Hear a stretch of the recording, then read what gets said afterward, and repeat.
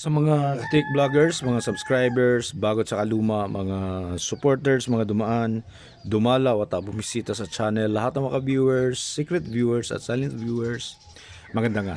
So dito tayo, mayroong pinagawa sa atin na mag-assemble tayo, magdi-DIY tayo ng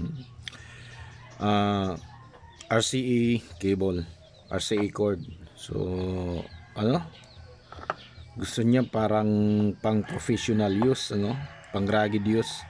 Kaya ang gusto niya dito, pinapagawa niya sa atin yung ayaw niya yung nagagalaw dito. Ayan. Gusto niya yung mahigpit na mahigpit.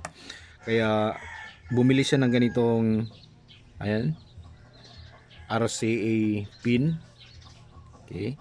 Tapos yung magandang klaseng yung high grade wire, microphone wire.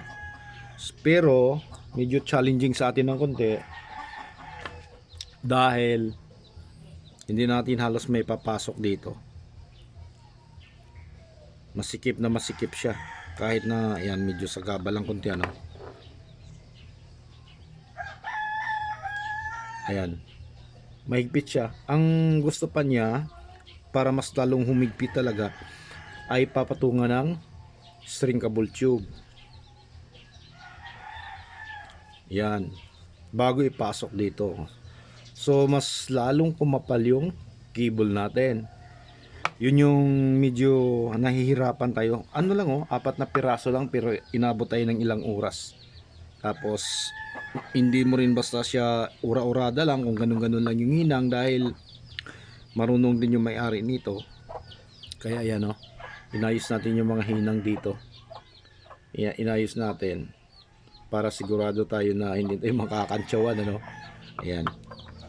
Okay, so naano din naman natin, nagawan din naman ng paraan.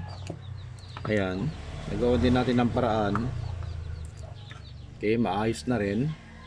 Ito na lang yung gagawin natin. Hindi ko muna siya tinapos dahil gusto kong ipakita sa inyo na high grade na wire yung ginamit natin.